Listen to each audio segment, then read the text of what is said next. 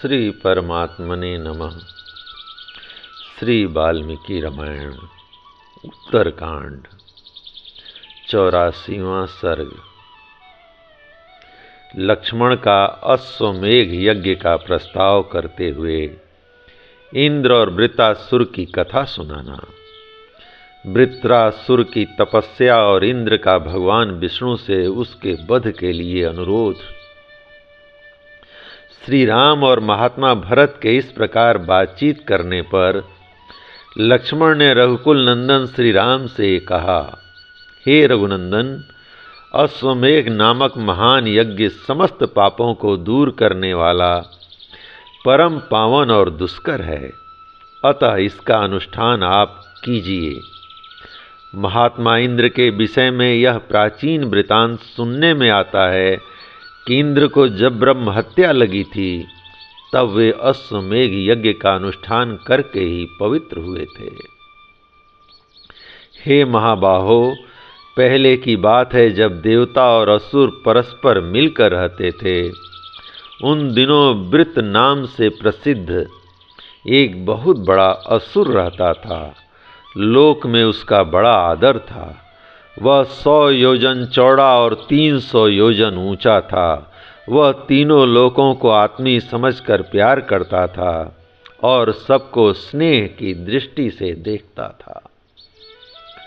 उसे धर्म का यथार्थ ज्ञान था। वह कृतज्ञ और स्थिर प्रज्ञ था तथा पूर्णतः सावधान रहकर धन धान्य से भरी पूरी पृथ्वी का धर्म पूर्वक शासन करता था।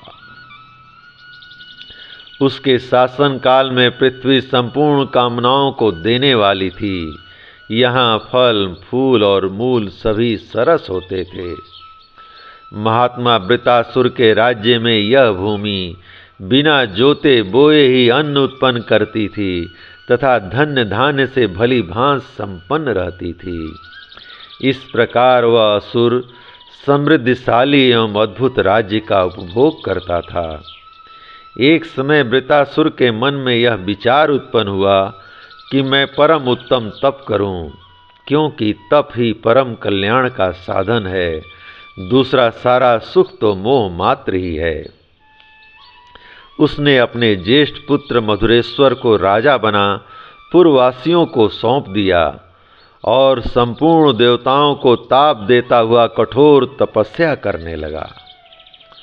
वृत्रासुर के तपस्या में लग जाने से इंद्र को बड़ा दुख हुआ। वे भगवान विष्णु के पास गए और बोले, हे महाबाहो, तपस्या करते हुए वृत्रासुर ने समस्त लोक जीत लिए। वह धर्मात्मा असुर बलवान हो गया है, अतः अब उस पर मैं शासन नहीं कर सकता। सुरेश्वर, यदि वह फिर इसी प्रकार तपस्या करता रहा तो जब तक ये तीनों लोक रहेंगे तब तक हम सब देवताओं को उसके अधीन रहना होगा। महाबली देवेश्वर, उस परम उदार असुर की आप उपेक्षा कर रहे हैं, इसलिए वह शक्तिशाली होता जा रहा है। यदि आप कुपित हो जाएं तो वह क्षण भर भी जीवित नहीं रह सकता। विष्णु, जब से आपके साथ उसका प्रेम हो गया है तभी से उसने संपूर्ण लोकों का आधिपत्य प्राप्त कर लिया है। अतः आप अच्छी तरह ध्यान देकर संपूर्ण लोकों पर कृपा कीजिए। आपके रक्षा करने से ही सारा जगत शांत एवं निरोग हो सकता है। हे विष्णु, ये सब देवता आपकी ओर देख रहे हैं। वृत्रासुर का वध एक महान कार्य है। उसे करके आप उन देवताओं का उपकार कीजिए। प्रभु, आपने सदा ही उन महात्मा देवताओं की सहायता की है। यह असुर दूसरों के लिए अजय है, अतः हम निराश्रित देवताओं के आश्रय दाता हो, आप ही हो। जय राम जी की। इस प्रकार श्री वाल्मीकि निर्मित आर्ष रामायण आदि काव्य के उत्तरकांड का 84वां सर्ग प्रभु श्री राम की कृपा से पूर्ण हुआ। जय राम जी की।